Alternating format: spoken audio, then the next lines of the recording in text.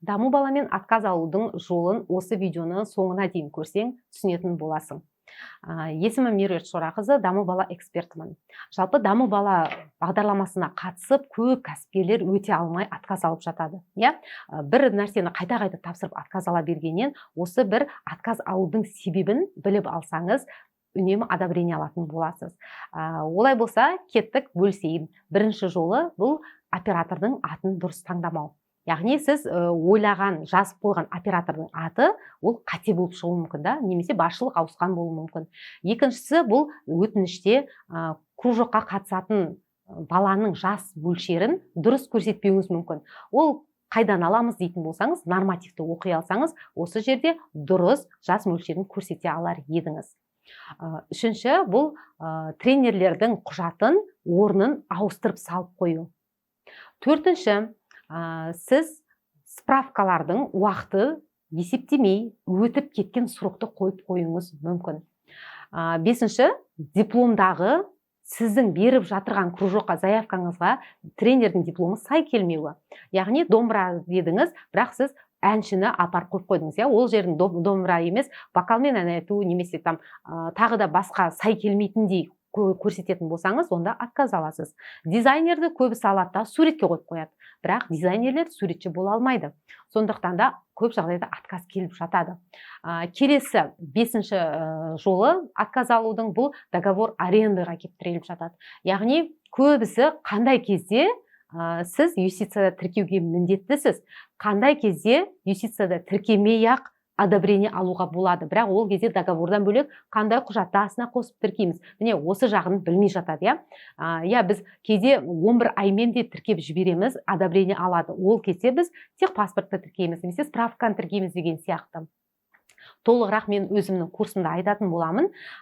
Келесі бір жолы бұл оқу бағдарламасы. Оқу бағдарламадағы көп қателіктерді нормативті түсінбегендіктен жіберіп жатамыз. Енді нормативті қайдан үйренем, қалай үйренем дейтін болсаңыз, әрине Google-да ашсаңыз нормативті шығарып береді. Бірақ оны оқи алу, түсіне алу сіздің бір наставнигіңізға да байланысты жағдай. Себебі ол жердегі тек қана сөздер, сандар сізге түсініксіз болуы мүмкін. Оның әрқайсының жік-жігін ашып, жіліктеп көрсетіп беру, ол менторлардың жұмысында еді негізі. Және де тағы да отказ алудың үлкен бір себебі бар, бұл окептің сай келмеуі. Мысалы, сіздің оқу орталығыңыз тек қана дополнительный білім деген океппен тұру мүмкін. Ал сіз даму балаға қатысу үшін шығармашылыққа қатысып жатсаңыз, шығармашылық кружоктардың өзінің океті бар, 85-520 деген секілді. Спорттың өзінікі бар. Міне осыларды дұрыс қоя білу. Қайсын основной, қайсын дополнительный окет классыз, бұғанда мән беріп қарау керек. Тағы бір түрлері бар, бұл сестің дұрыс алынбауы, оның өзінің түрлері бар. Талон тастап кету, адрес дұрыс көрсете алмау, қай адресті көрсетерін білмеу. ИП-ның юридический адресті көрсете ма, жоқ әлде нақты мекен жайды көрсете ма, оны қалай көрсетеді? Оқу орталығының атын жаза ма, талондағы ИП-ның атын жаза ма? Міне, бұның бәрін ашып келген кезде отказ алудың жолы өте көп. Достар, біз нақты 12 вариантын өзіміздің курсымыздағы шәкірттерімізге айтып үйретеміз.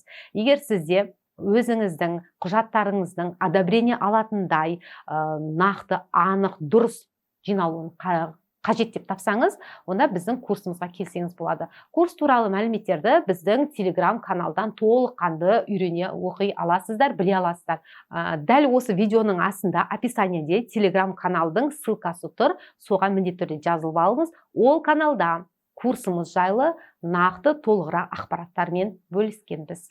Видео пайдалы болса, лайк басып, коммент жазып кетуді ұмытпаңыз. Қош.